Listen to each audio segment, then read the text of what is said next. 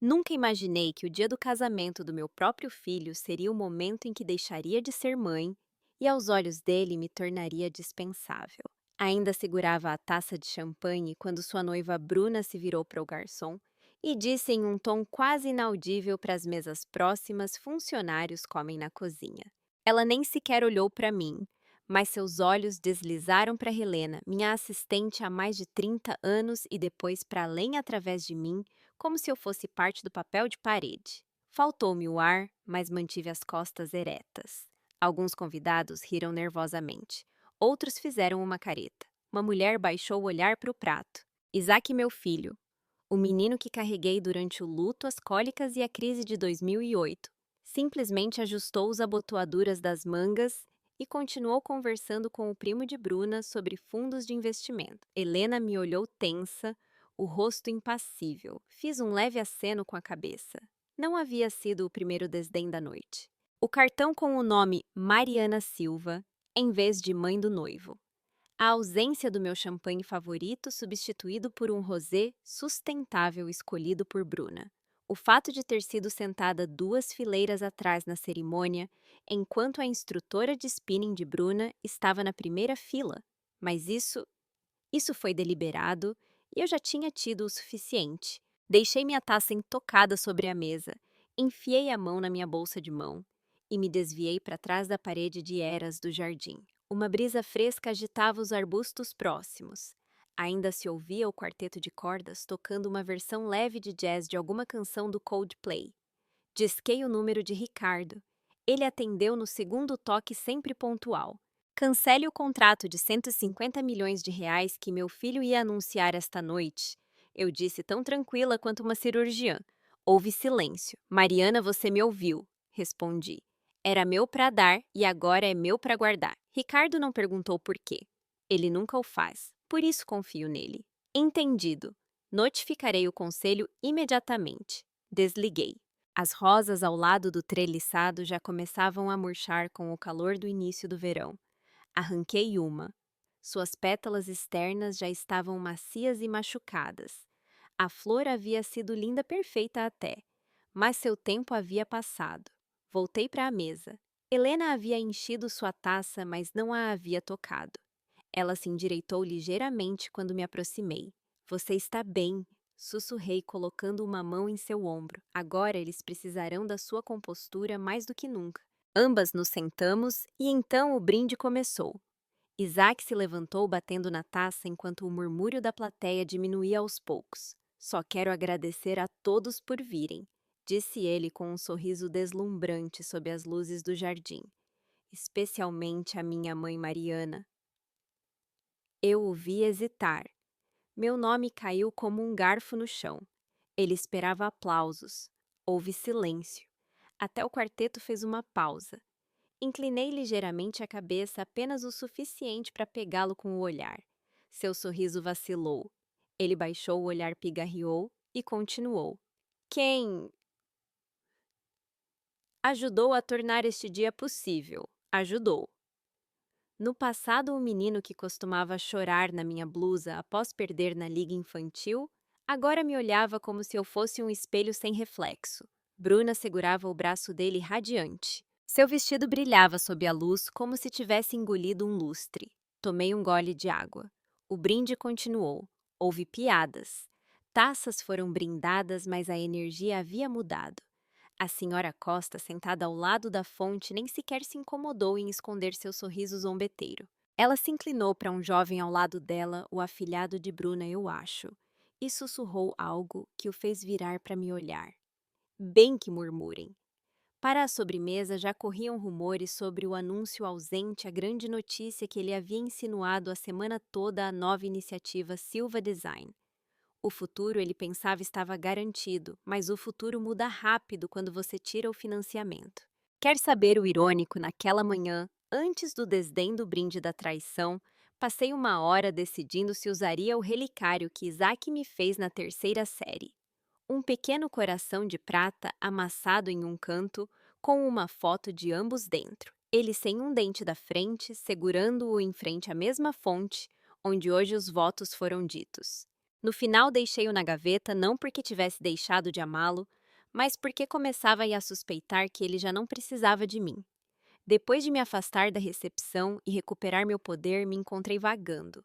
Não fisicamente, eu ainda estava na fazenda, mas minha mente se afastava e divagava. Eu me lembrava de como tudo começou. Eu tinha 27 anos quando o pai de Isaac foi embora.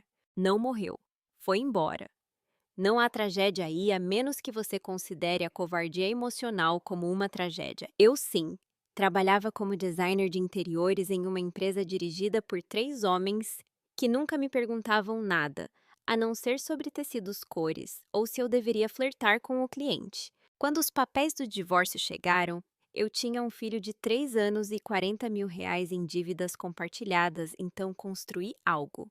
Com um menino no colo, fazia plantas à mão e apresentava projetos na mesa da cozinha enquanto ele dormia no quarto ao lado. Desenhei casas, restaurantes, hospitais, criei beleza com nada mais do que drywall e determinação. Transformei Silva Design em um nome respeitado muito antes de ser um negócio familiar. Isaac cresceu entre os escritórios, engatinhando entre plantas e amostras de estofamento. Ele costumava chamar minha pasta de couro de a maleta secreta da mamãe. Ele costumava me chamar de mamãe. A primeira vez que me chamou de Mariana em público, ele tinha 24 anos. Estávamos em um evento beneficente. Um garçom perguntou se ele queria me apresentar durante seu discurso e ele disse: Claro, Mariana Silva, fundadora da Silva Design. Eu ri na hora. Demorei meses para perceber que eu não fazia parte da piada. Em algum momento entre seu mestrado em negócios e sua obsessão pela mandíbula perfeita, ele me reconfigurou. Passei de mãe para ativo de marketing. Meu nome dava peso às suas credenciais. Meu rosto tranquilizava os investidores, mas minha voz, essa começou a ser sentimental fora da marca e eu permiti. Essa é a parte a qual sempre retorno. Eu permiti. Disse a mim mesma que era generosa, que ele merecia a oportunidade de se provar que estava passando o bastão. Mas esse bastão continuava me queimando ano após ano, como quando ofereci mentoria à Bruna. E ela sorriu e disse: Contratamos alguém mais jovem, mais de acordo com a estética da marca, como se meu rosto, minhas mãos, minha história fossem obsoletos. Como quando mudaram o nome da minha linha de papel de parede principal para Nova Herança, sem me dar crédito, ou quando descobri há apenas 2 semanas que organizaram um brunch delegado com influenciadores na fazenda e não me convidaram. No início pensei que havia sido um esquecimento, um erro. Agora eu sei. O casamento deixou tudo claro. Não foi uma erosão lenta, foi uma escavação, uma remoção constante do meu papel. Até que o único que restou foi o que eles precisavam: o dinheiro, o nome, a reputação, a fachada. Na manhã seguinte, enquanto Isaac e Bruna dormiam na suíte nupcial, pedi a Ricardo que redigisse os documentos. Removemos Isaac do fundo operacional sem ruído, sem cerimônia, apenas uma cláusula eliminada como cortar um fio. Foi a primeira vez em anos que me senti eu mesma. No meio-dia seguinte, os rumores já corriam.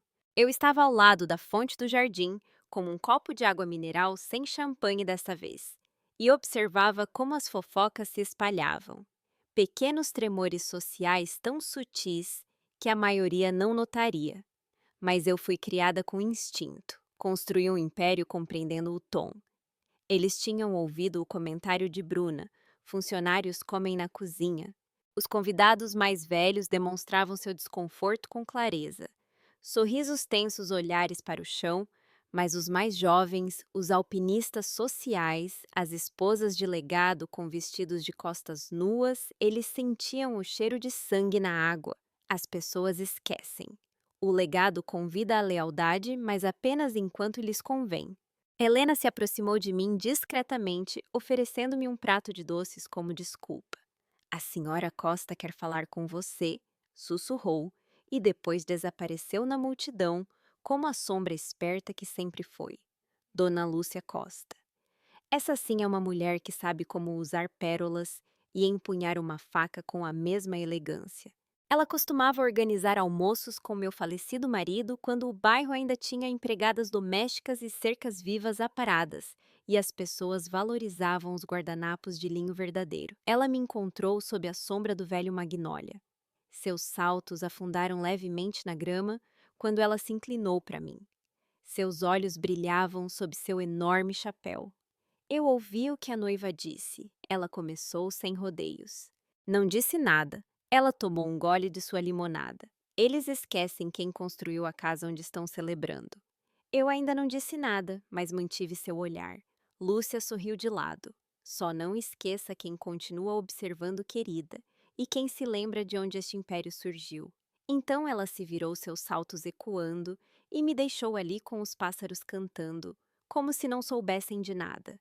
Tomei aquele momento pelo que era um ajuste de contas, um silencioso daqueles que não viram manchetes, mas mudam futuros. Já à tarde, retornei à biblioteca, o único cômodo da fazenda que não havia sido tocado por floristas nem por corretores de tecidos. Meu santuário. Tirei o dossiê da gaveta, aquele que Ricardo havia atualizado no mês passado. Ele continha todos os documentos do fundo, as cláusulas de emergência, os planos de sucessão.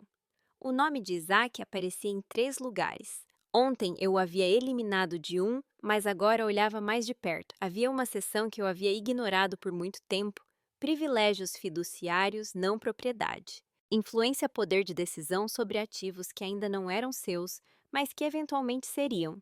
Não mais, eu liguei para Ricardo. Adendo ao fundo patrimonial, eu disse com efeito imediato: quero eliminar todos os poderes discricionários de Isaac. Não quero que ele assine nenhuma fatura de banquete, muito menos um acordo de desenvolvimento. Entendido, ele disse sem hesitar. E o motivo? Traição, respondi, tanto em tom quanto em conteúdo. Houve silêncio. Terei tudo arquivado antes da meia-noite. Desliguei e, pela primeira vez desde a cerimônia, permiti-me respirar. Sabe o que as pessoas esquecem? Que o silêncio não significa rendição, significa observação, cálculo e, às vezes, recuperação. O casamento terminou ao anoitecer. O DJ passou de playlists cuidadosamente selecionadas para clássicos batidos. Isaac voltou a circular pelo local apertando mãos como um político em campanha, sem perceber quantas dessas mãos agora o olhavam com pena mais do que com admiração. Bruna distribuía beijos na bochecha e agradecimentos performáticos como se os convidados fossem doadores. E aquilo uma gala beneficente, eu a vi uma vez. Ela parecia radiante por fora. Mas seus olhos tremiam. Ela já sentia, não os detalhes não ainda. Mas algo havia mudado e ela sentia como uma pedrinha no sapato. Helena me passou uma lista final de convidados que saíram: quem enviou bilhetes, quem perguntou por mim e quem notavelmente não o fez. Eu a revisei no carro de volta. Uma linha escrita à mão em sua caligrafia impecável no final dizia: Lúcia Costa presenteou um álbum de fotos com as plantas originais da fazenda. Ela disse: você pode querer tê-las de volta. Eu sorri. Eles pensavam que estavam lançando uma nova dinastia. Mas o que não entendiam era que o terreno sobre o qual estavam parados ainda me pertencia. Foi um pedido simples, realmente. Não fiz um escândalo, nem sequer levantei a voz. Esse é o detalhe com mulheres como eu. Não precisamos de volume, temos precisão. E Helena? Eu disse enquanto nos aproximávamos da casa principal. E eu tirava minhas luvas, suba para a suíte nupcial e pegue o que é meu. Ela não perguntou, o que nunca o faz. E eu não contei tudo, apenas que certos objetos pessoais do arquivo familiar haviam sido emprestados para o traje de Bruna. No papel soava encantador. Um anel de herança, um pente de pérolas, um toque de algo antigo da matriarca da Silva Design, um gesto terno, mas eu não emprestei nada. Eles pegaram. 2 noites antes do casamento, a assistente de Bruna se comunicou diretamente com o administrador do meu patrimônio, me ignorando completamente. Ela disse que Mariana já havia aprovado o uso da coleção herdada e até lhes deu os códigos de segurança. Helena detectou isso. Eu disse a ela para deixar passar. Por quê? Porque às vezes você tem que deixar as pessoas mostrarem quem elas são quando pensam que você não vai dizer uma palavra. Então eu esperei e lá estava ela naquela manhã. Bruna, coberta de poder emprestado, o anel de safira da minha avó na mão direita, o pente de marfim da minha mãe, segurando seus cachos, sorrindo para as câmeras, como se fosse realeza. O mais irônico ela poderia ter pedido. Uma única frase, um grama de respeito, mas ela pegou porque presumiu que eu não ousaria fazer um escândalo. Bem, eu não fiz. Fiz uma ligação. E agora Helena estava na soleira da suíte nupcial tão serena como sempre, enquanto Bruna segurava o anel como se lhe pertencesse. Não entendo, disse Bruna, sua voz com aquele tom ligeiramente elevado o suficiente para ser ouvida por todo o corredor. Helena não se moveu. A senhora Silva solicitou a devolução de todos os itens herdados de seu arquivo pessoal imediatamente, mas eu ainda os estou usando. Bruna riu como se fosse um mal-entendido. Ainda não terminamos com as fotos. Helena simplesmente abriu uma pequena bolsinha de veludo. Podia-se ouvir um alfinete cair. Até os estilistas congelaram, pinças no ar. A expressão de Bruna vacilou. Isso é ridículo. Helena não respondeu. Diga a ela que vou devolver depois da lua de mel. A senhora Silva foi muito clara. Hoje. Não há nada tão triste nem tão satisfatório quanto ver uma mulher acostumada a controlar o ambiente perceber que não tem as chaves. Bruna tirou o anel lentamente. Ela até tentou agir com graça, como se estivesse agradando uma velha caprichosa, mas sua mandíbula se apertava a cada giro.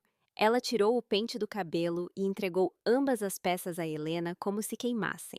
Helena as guardou delicadamente na bolsa, assentiu firmemente e saiu sem dizer mais nada. Ao chegar ao carro, ela me entregou a bolsinha. Abri e passei o polegar pela superfície fria da safira. Brilhava na luz, como se tivesse prendido a respiração. Aquele anel havia sobrevivido a 3 gerações de mulheres Silva, usado em salas de reuniões, em salas de parto e em trincheiras emocionais. Não era um acessório para um feed do Instagram. Deslizei-o no meu dedo, meu anel, meu sangue. Helena me olhava com os olhos suaves, mas orgulhosos. Acho que ela pensou que ao usá-lo se tornaria parte da história, eu disse. Ela esqueceu quem escreve a história, respondeu Helena. De volta à fazenda, o cortejo nupcial já estava posando para as fotos de grupo. Vi Bruna sorrir, posar e inclinar a cabeça com aquela precisão medida sem anel, sem pente nada emprestado, exceto seu novo sobrenome. Ela não fez uma cena, isso foi o que mais me surpreendeu.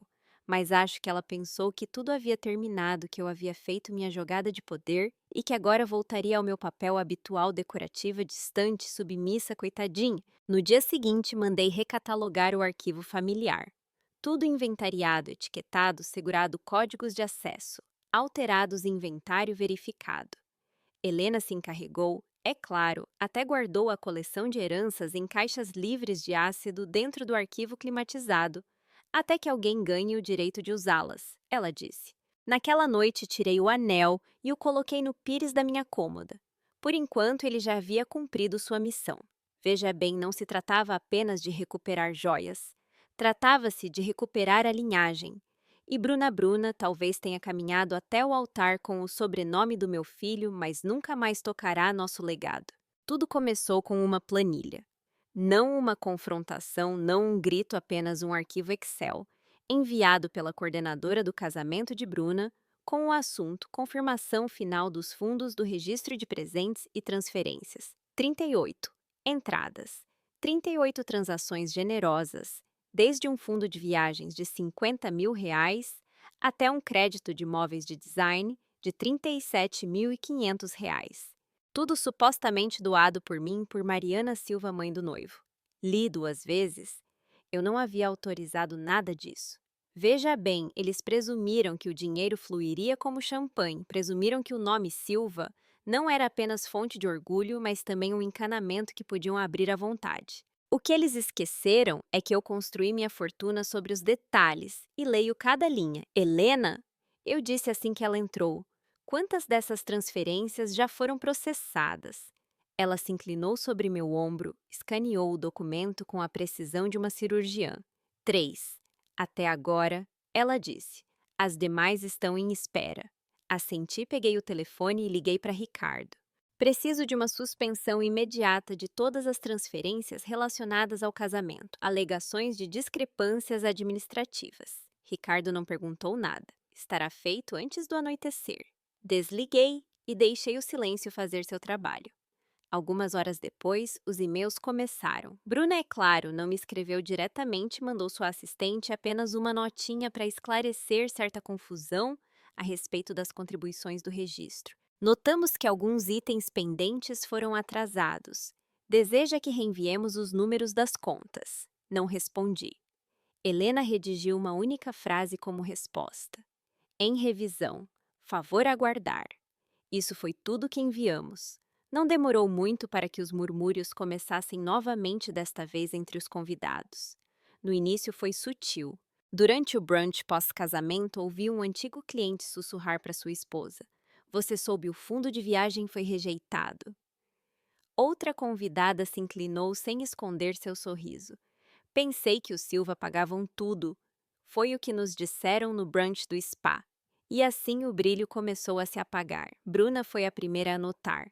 Seus sorrisos eram mais tensos. Agora seus olhos saltavam de mesa em mesa. Isaac estava ao lado dela, rindo alto demais de nada, fingindo que a tensão não tinha gosto de vinagre.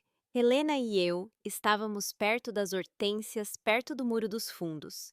Eu não precisava socializar, a sala já estava falando por mim. Ricardo me escreveu ao meio-dia. Todos os fundos congelados aguardando verificação de autorização juridicamente impecável. Bem naquela noite, revisei todo o registro de presentes linha por linha. Não era apenas generoso, era ganancioso. Um retrato a óleo sob encomenda, uma assinatura anual de um serviço de flores de luxo, bagagem com monograma personalizado para sua lua de mel mundial. Tudo em meu nome. E o último insulto: um pedido para um retiro de casal no Lago Como.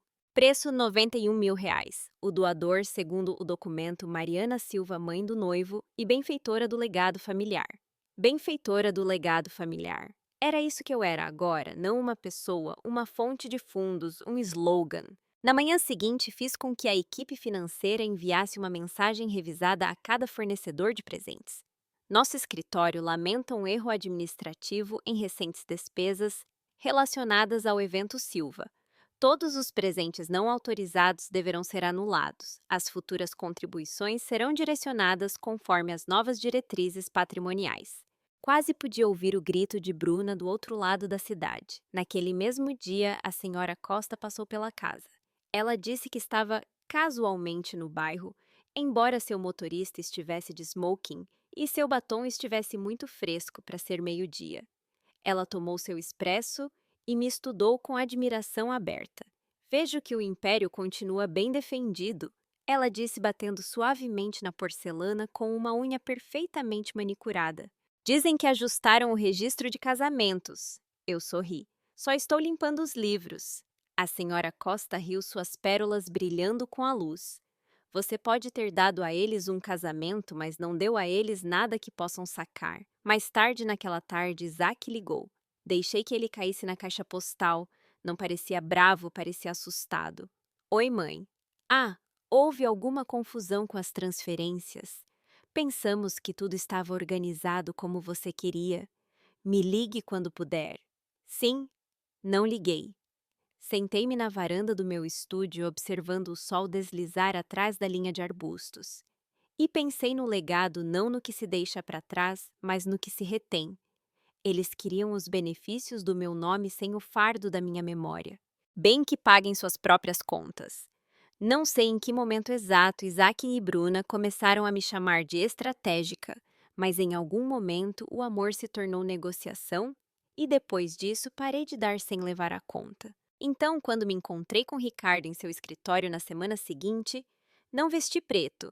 Vesti azul marinho, poder sem luto. Ele abriu a porta da sala de reuniões, ele mesmo, sem assistente. Esse era o seu sinal. Ele já sabia do que se tratava. "Quero modificar o testamento", eu disse, antes mesmo de me sentar. Ricardo levantou uma sobrancelha. "Isaac já está fora da estrutura de controle do fundo. Você quer tirá-lo do testamento completamente." "Não", eu disse enquanto desdobrava lentamente minhas luvas. "Isso seria muito óbvio. Quero eclipsá-lo." Ricardo se recostou com os dedos entrelaçados. "Quero redirecionar a maior parte da herança", continuei, "para programas de bolsas de estudo, subsídios de moradia, doações para estudantes de design de comunidades carentes. E o resto?" Ele perguntou, embora já soubesse. Eu sorri. Helena. Seus lábios se curvaram apenas. Bem merecido. Manterei um pequeno fundo de manutenção para Isaac e Bruna o suficiente para que não passem fome, mas o bastante para que acreditem que ainda sou generosa. Ricardo assentiu, já fazendo anotações. Passamos uma hora ajustando a estrutura, desarmando o que antes era sua rede de segurança e reconfigurando-a em algo novo, algo que perdure. Não fiz por rancor. Não realmente essa é a falsa ideia que muitos têm sobre mulheres como eu.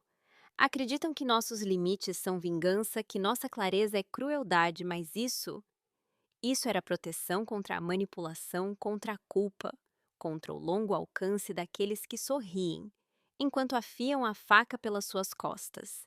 Ricardo deslizou uma pasta pela mesa. Vi meu próprio nome digitado na capa. Mariana Silva, plano de legado revisado. Eu havia sustentado Isaac durante a universidade, durante sua primeira empresa falida, durante a entrada daquela monstruosidade super decorada que eles chamam de casa. Ele uma vez me disse: Você me sufoca com tanta estrutura. Bem, agora eu o havia estruturado até deixá-lo de fora. Ao terminar, Ricardo hesitou um momento. Você deveria saber, ele disse em voz baixa. Ouvi rumores sobre Bruna. Pisquei. Que tipo de rumores? Ele pegou o celular e me mostrou uma mensagem. Rumores de que ela está considerando usar o tema de uma gravidez, oportunamente cronometrada. Não há confirmação médica ainda? Claro, olhei para a tela. Não me surpreendi. Era de manual. Bruna não organizava festas, orquestrava movimentos. Uma vez ela organizou um chá de bebê para um cachorro só para conseguir imprensa. Uma gravidez real. Isso era influência, Ricardo pigarreou. Só estou te dizendo porque ela foi vista conversando com advogados especializados em cláusulas de tutela. Tutela, perguntei, as palavras frias na minha boca. Ela pode estar preparando o terreno? Ele disse cuidadosamente, para te apresentar como imprevisível, potencialmente incapaz. Senti meu coração desacelerar. Incapaz como uma mulher com muitas opiniões, muita memória, muito poder. Ricardo acrescentou suavemente. Já vimos esse padrão antes, Mariana. Matriarcas ricas, declaradas confusas, convencidas a assinar coisas que não compreendem totalmente, tiradas de suas casas por sua segurança. Olhei para ele, depois para a pasta à minha frente, depois peguei o telefone. Helena, eu disse quando ela atendeu. Quero uma auditoria completa do arquivo digital físico-verbal. Cada conversa que tive com Isaac ou Bruna no último ano que tocasse em dinheiro, propriedade ou acesso ao patrimônio. Quero tudo catalogado. Entendido, ela disse sem hesitar. E de agora em diante, acrescentei. Nada de reuniões privadas, sem registro de testemunhas, sem exceções. Nem mesmo com Isaac, especialmente com Isaac, desligamos. Ricardo me serviu chá. Earl Grey, como sempre, e nos sentamos no silêncio confortável de uma amizade de décadas. Você não está apenas planejando, ele disse depois de um tempo. Você está defendendo um reino. Não, eu disse suavemente, observando o vapor subir da xícara. Estou me defendendo de uma família que me vê como um trono no qual querem se sentar. Ele não disse nada. Não precisava. Naquela noite, caminhei pelos corredores da fazenda e deixei meus dedos roçarem os porta-retratos na parede. Meu casamento. Isaac, aos 6 anos, coberto de glacê. Meu primeiro escritório, o corte da fita da empresa, meu marido, carregando um menino pequeno Isaac em seus ombros. Uma vida inteira organizada como uma exposição de museu. Um legado, sim, mas já não um que eles pudessem herdar. O brunch de despedida foi realizado sob uma pérgola onde as hortênsias brancas se inclinavam sob seu próprio peso e a brisa cheirava ligeiramente a água de rosas e a podridão. Eu usava um conjunto de linho creme sem joias, sem armadura, apenas com postura. Que me subestimem por isso. Os convidados bebiam mimosas e beliscavam blines com salmão defumado, rindo mais alto do que o necessário, como fazem as pessoas quando percebem tensão, mas não ousam nomeá-la. Bruna deslizava entre as mesas toda seda pastel e dentes, como uma boneca bem lubrificada. Se eu não a conhecesse, teria pensado que ela brilhava, mas eu a conheço. E viver tanto tem essa maldição. Você consegue ver quando uma mulher está vendendo algo. E querida Bruna estava em uma turnê de relações públicas. Isaac estava ao lado da fonte de champanhe mandíbula apertada rindo falsamente com um amigo do fundo de investimento, cujo nome nunca me dei ao trabalho de aprender. Ele não se aproximou de mim nem uma vez. Não me importei. Eu estava esperando meu momento. Quase no final do brunch, o DJ desligou o jazz e pediu a atenção de todos. Passaram o microfone. Bruna indicou a Isaac para falar, mas fui eu quem se levantou. Houve uma breve confusão. Alguém deixou cair um garfo. Isaac se assustou. O sorriso de Bruna tremeu apenas uma vez. Não vou tomar muito do tempo de vocês, eu disse com voz clara e calorosa, como se nada no mundo estivesse desmoronando. Só quero agradecer a todos que viajaram, que ficaram sob o sol de verão e que brindaram a este novo capítulo em nossa família. Houve acenos de cabeça, aplausos suaves, mas também quero dizer algo sobre o legado. Agora sim, todos se inclinaram para a frente. O legado não se constrói com fotografias, eu disse virando-me um pouco para a montagem emoldurada no cavalete. Sessões de noivado férias, editadas aqueles retratos filtrados, que Bruna insistiu que os faziam parecer atemporais. Também não se constrói com riqueza, nem com listas de presentes, nem com monogramas combinados. Fiz uma pausa. O legado se constrói com amor silencioso, inconveniente sem glamour, o tipo de amor que aparece depois de uma quimioterapia, o que lembra qual é o seu bolo favorito, o que não te faz fazer audição para ele. Podia-se ouvir um alfinete cair. Até as cigarras pareceram parar como se estivessem ouvindo. Eu sorri, então não docemente completamente. E se há algo que aprendi, é que o legado não é o que você deixa para trás, é quem mantém seu nome seguro quando você não está na sala. Levantei minha taça, pela verdade, e por quem a diz na sua ausência. Houve uma longa pausa antes que os aplausos começassem. A senhora Costa aplaudiu primeiro, depois Helena, depois alguns outros se juntaram timidamente, mas fortes o suficiente. O rosto de Isaac era uma máscara congelada, aquela que os homens usam quando ainda estão tentando calcular se acabaram de ser insultados. Bruna estava completamente imóvel, segurando sua mimosa como se fosse uma arma que ela já não sabia como usar. Deixei minha taça sobre a mesa e saí. Não de forma dramática, de forma deliberada, como uma mulher que sabe exatamente para onde vai e já não pede permissão para chegar. Helena me alcançou perto do treliçado coberto de rosas. Bem, ela disse em tom leve, isso vai sair nas páginas sociais antes do jantar. Entreguei-lhe minha bolsa. Perfeito. Que por uma vez imprimam a verdade. Ela olhou para trás. Isaac parecia um homem tentando contar grãos de areia. Bruna parecia alguém tentando acender um fósforo no meio do vento.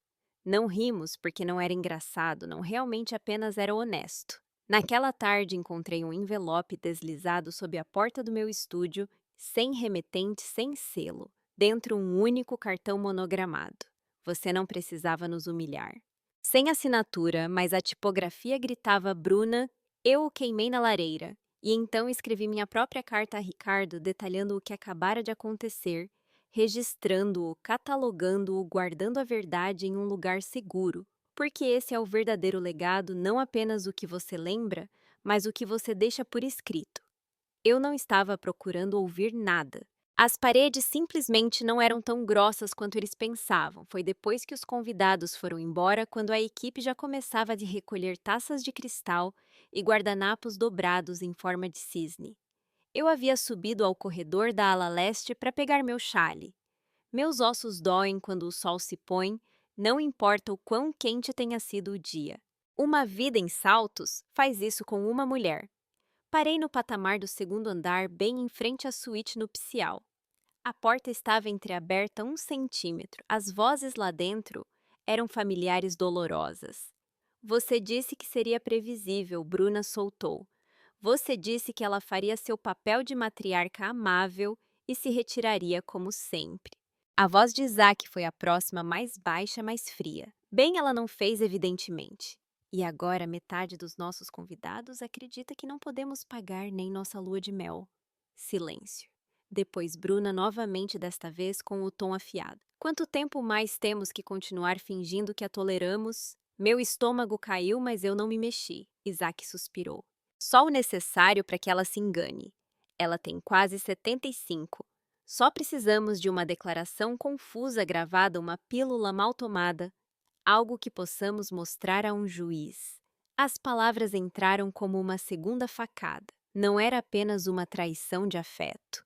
Desta vez era de intenção. Ela não vai nos dar nada, Isaac, disse Bruna. Você vai ter que tirar dela. Confia em mim, ele murmurou. Sempre o fez. Pois não mais, ela disse rindo amargamente. Ouviu-se o tilintar de um copo e depois sua voz mais baixa como veneno em uma xícara de chá. Se queremos o controle, temos que agir antes que ela reescreva tudo. Tarde demais. Eu já havia reescrito. Fiquei ali imóvel, sem respirar, até que suas vozes desapareceram e ouvi a porta se fechar atrás deles. Então me virei, caminhei calmamente de volta ao meu estúdio e peguei o pequeno gravador de voz que costumo usar para ditados. Helena o havia guardado na minha bolsa depois do brunch por precaução. Ela sempre planeja 2 passos à frente até de mim. Não chorei. Gravei minha declaração, falei devagar com clareza a hora, o lugar, o conteúdo exato da conversa.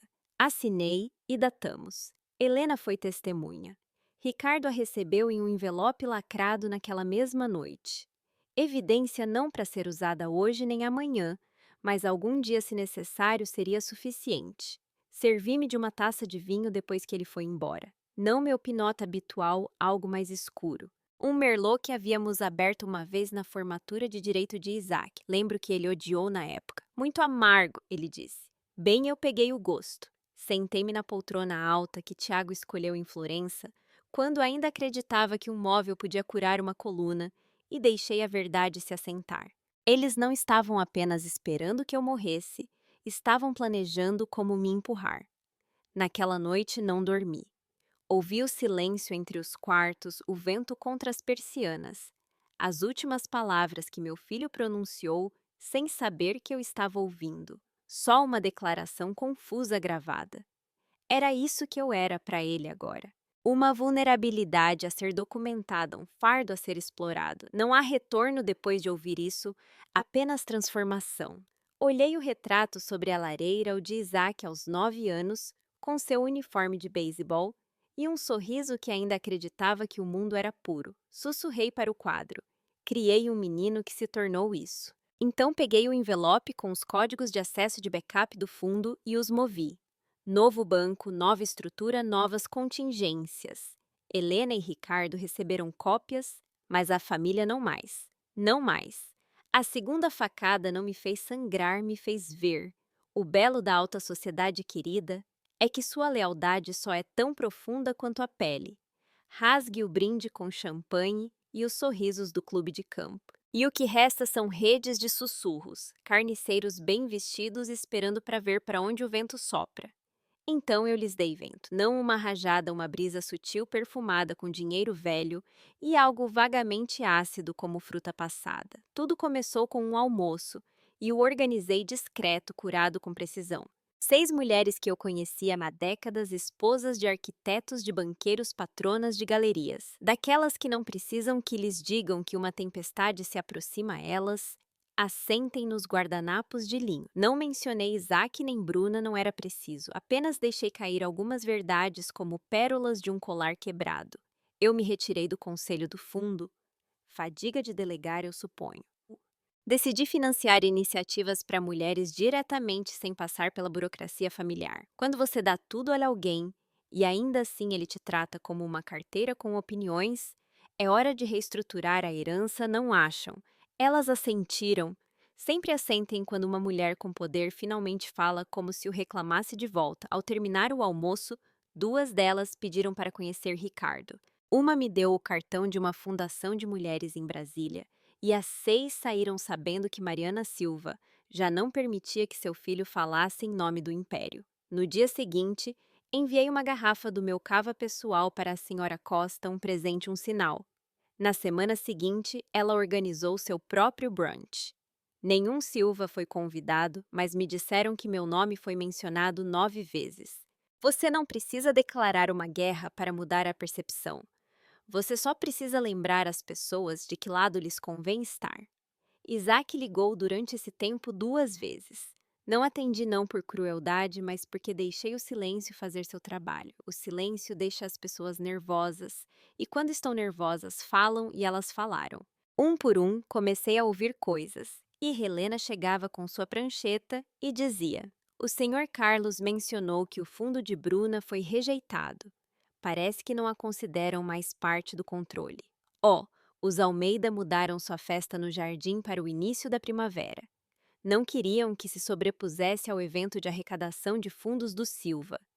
Não eram coincidências, eram recalibrações. Isaac notou na reunião trimestral do conselho, a primeira que eu faltava em 12 anos, ele disse em ata: Estou preocupado com a imagem. Ele comentou brincando com sua caneta Montblanc como se fosse um salva-vidas. Houve confusão a respeito da direção da liderança. Alguns de nossos doadores estão inseguros. Ricardo, sentado 2 cadeiras adiante, olhou diretamente para ele e respondeu: Essa é a consequência de estar na sombra de alguém. Você nunca sabe que forma a sua projeta. Isaac não respondeu.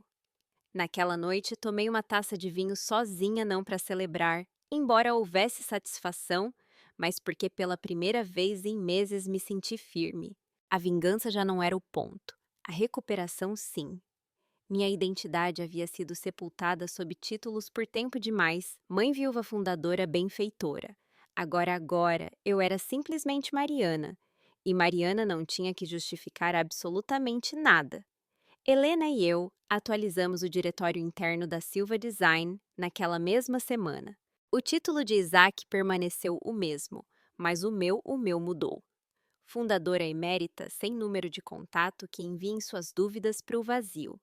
Eles sempre pensaram que a empresa era deles.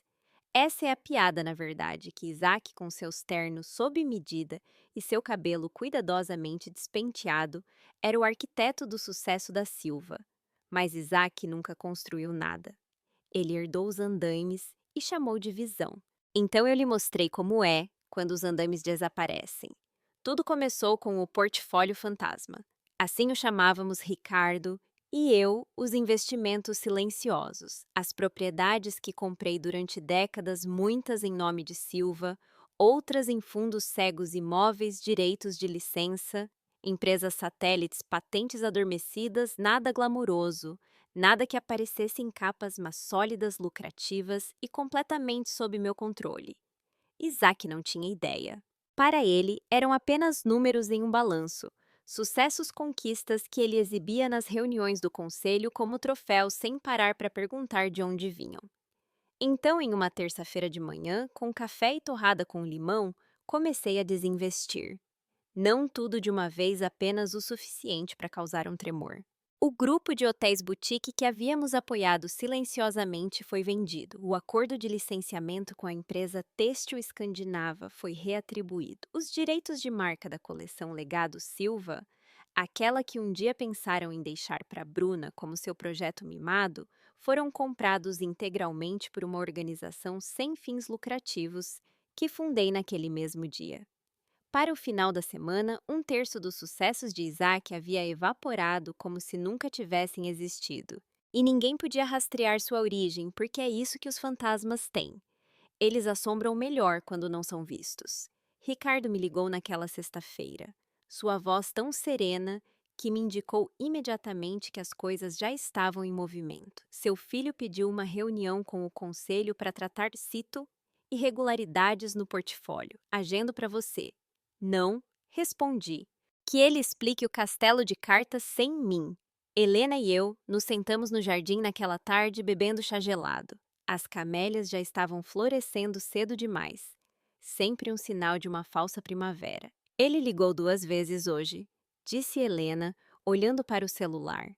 Deixou uma mensagem de voz. Ele quer, cito, esclarecer qualquer mal-entendido. Não estou confusa, eu disse. Ele sim. Naquela noite, o Conselho da Silva publicou um comunicado oficial anunciando uma reestruturação interna em andamento. A imprensa não deu muita atenção, mas os círculos que importam sim. O nome de Isaac desapareceu dos cartazes de arrecadação de fundos, uma reunião com uma associação de design que ele ia liderar cancelada. Sem explicação pública, o império não desmoronou. Apenas foi podado com precisão. Como se remove um galho doente de uma árvore antiga, Isaac estava sangrando por lugares que ainda não compreendia. 2 dias depois, recebi uma carta escrita à mão. Isso me surpreendeu. Mãe, não entendo o que você está fazendo. Trabalhei tanto para manter esta família forte, para honrar o que você construiu. Sei que Bruna cometeu erros, mas ela está tentando. Estamos tentando. Por que você está nos afastando de tudo? Por favor, vamos conversar.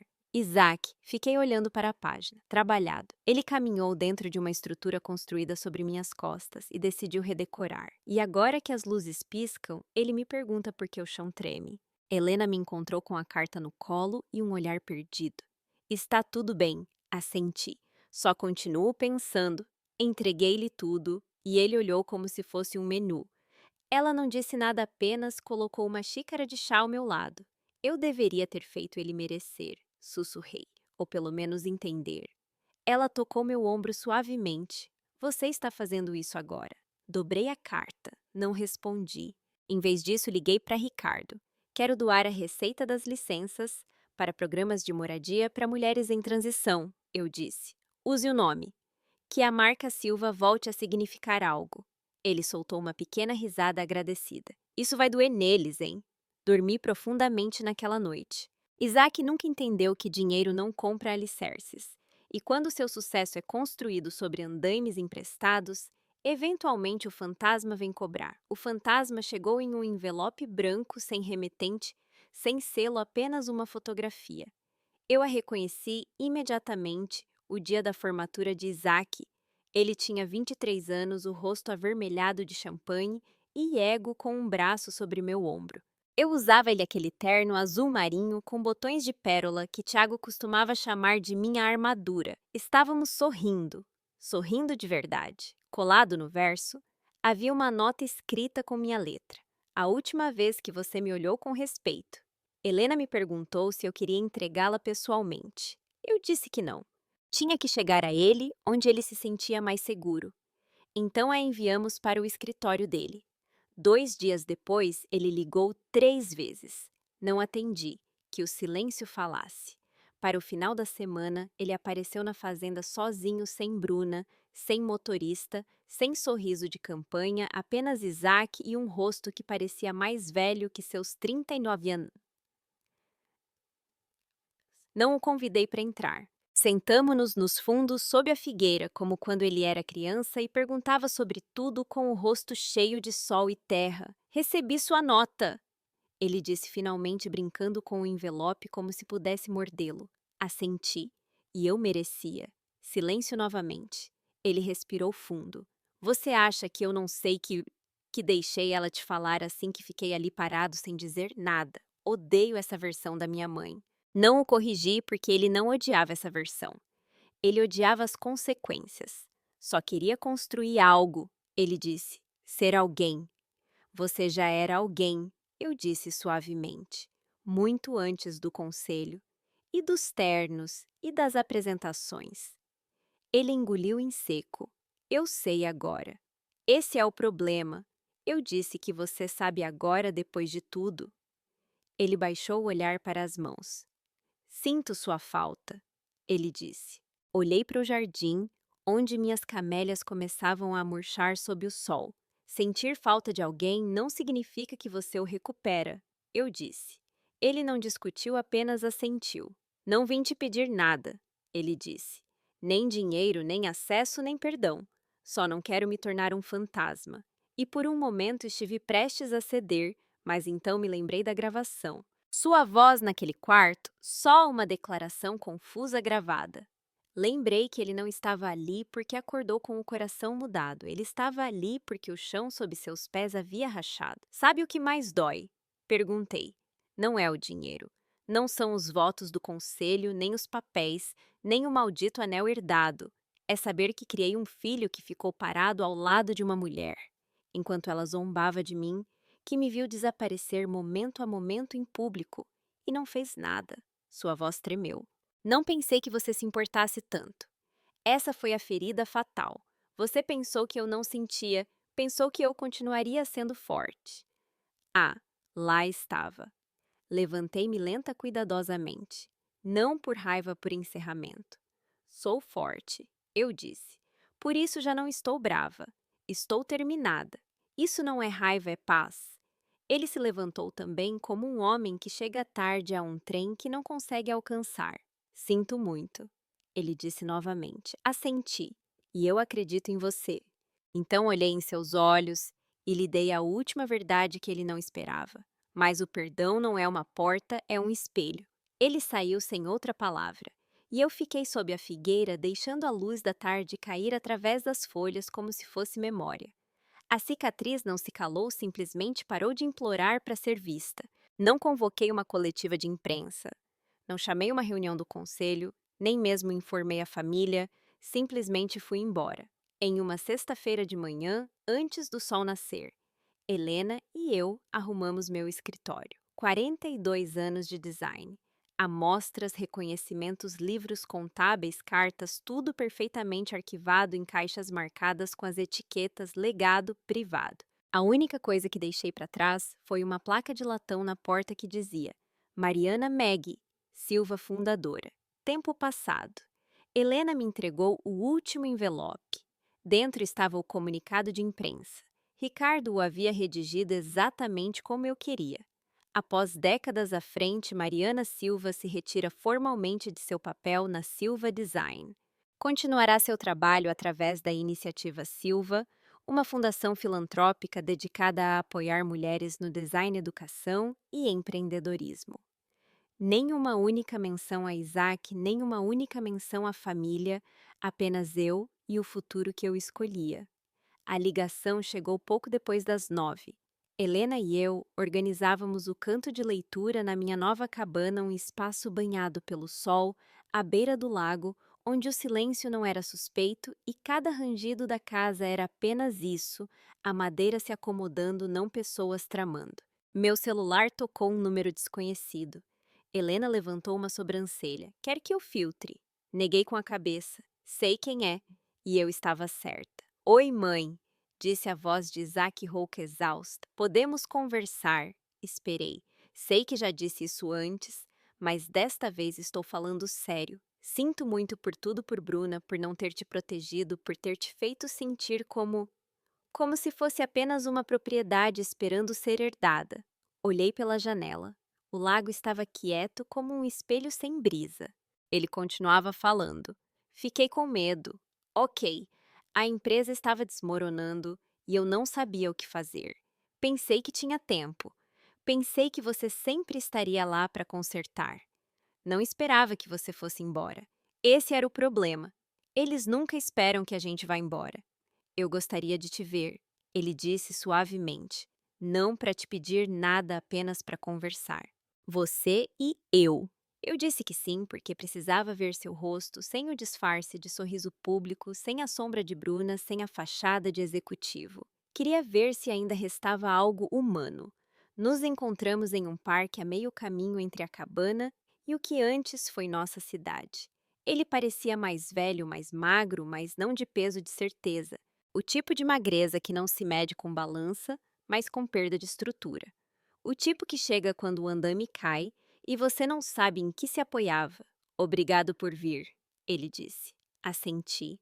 Deixei o vento preencher o silêncio. Só quero que saiba que não espero nada, ele disse. Nem propriedade, nem título, nem perdão. Inclinei a cabeça. Então o quê? Quero começar de novo. Eu o estudei. Não, eu disse com calma. Você quer retroceder? Ele piscou. Qual é a diferença? Começar de novo é caminhar para a frente e construir algo novo. Retroceder é querer apagar o dano sem viver a limpeza. Ele não respondeu. Você teve tantas oportunidades para me proteger, continuei. Para dizer algo, quando Bruna me rebaixava, quando ela distorceu nossa história para se ajustar à sua narrativa, quando você ficou calado enquanto ela zombava das mãos que te criaram. Não pensei que importasse tanto, ele murmurou. E lá estava de novo aquele defeito fatal. Você pensou que legado significava nome, eu disse. Mas legado é memória. e você permitiu que ela reescrevesse a minha. Ele enfiou a mão no bolso do paletó e tirou algo embrulhado em papel. Encontrei isso em uma gaveta, ele disse. Pensei que você deveria ter. Desenrolei. Eram desenhos giz de cera e adesivos em cartolina, um retrato mal feito de mim de avental, segurando uma bandeja de biscoitos. Dizia: Minha mamãe é uma chefe. O em chefe era um coração. Por um segundo algo se quebrou dentro de mim. Então o dobrei com cuidado e o devolvi a ele. Eu me lembro dela, eu disse. Mas ela não mora na mesma casa que a mulher que você tratou como um caixa eletrônico. Ele engoliu em seco. Então é isso, ele perguntou. Não tem volta. Eu lhe dei um sorriso suave, não cruel, não frio, apenas claro. Eu criei um filho, eu disse. Você criou uma ambição. Ele fechou os olhos por apenas um segundo e depois assentiu. Não nos abraçamos, não choramos, não retomamos o que já havia sido limpa e definitivamente cortado. Apenas ficamos ali parados com o vento levando as últimas palavras que trocaríamos como mãe e filho. Saiu em uma terça-feira de manhã, sem vazamentos, sem anúncios prévios, apenas um comunicado de imprensa, nítido e certeiro, enviado a todos os meios importantes com o cabeçalho oficial da Iniciativa Silva. Eu estava sentada na varanda da minha cabana com minha xícara de chá quente, vendo a névoa do lago subir como o fôlego da água. Helena estava lá dentro ao telefone com Ricardo coordenando os últimos detalhes. Mas eu já não precisava estar em nenhuma sala. As palavras já estavam lá fora. Após 4 décadas construindo um negócio familiar, decidi me desvincular completamente da Silva Holdings. Não mantenho nenhum vínculo financeiro legal ou consultivo com a empresa. Esta decisão não foi tomada por impulso, mas com absoluta clareza. Os 150 milhões de reais previamente alocados para a expansão da empresa serão redirecionados para a Iniciativa Silva, apoiando programas educacionais e oportunidades de empreendedorismo para mulheres racializadas. O legado não é um império, não é um sobrenome. É quem protege seu nome quando você já não está na sala. Mariana Silva. Essa última linha era para Bruna. Não mencionei o nome dela, jamais o faria, mas foi ela quem transformou minha identidade em um monograma e meu amor em uma conta corrente. Que ela sinta o peso daquilo que descartou com tanta facilidade. Não se passaram nem 60 minutos antes que as ligações começassem. Helena as filtrou todas. As manchetes chegaram como uma maré. Matriarca se retira do Império Silva. Redireciona milhões para mulheres marginalizadas. Mariana Silva se despede com graça e perspicácia, ausência de Bruna Silva no comunicado de imprensa. Rumores.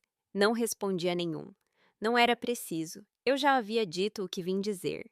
Perto do meio-dia, a senhora Costa chegou à cabana. Ela usava óculos de sol enormes e trazia uma bandeja de barrinhas de limão em uma lata mais velha que alguns de nossos remorsos. Sentou-se na minha cadeira de varanda sem pedir permissão, como sempre. Você fez, ela disse acomodando-se lentamente. Você acendeu o fósforo sem piscar. Eu sorri. Fósforos não me assustam. Já estive no fogo. Ela serviu seu chá sem açúcar, sempre amargo como suas opiniões. Isaac me ligou, ela disse depois de um tempo. Ele está tirando um tempo. Bruna foi embora na semana passada.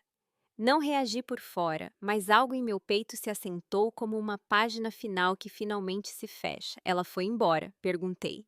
Solicitou separação.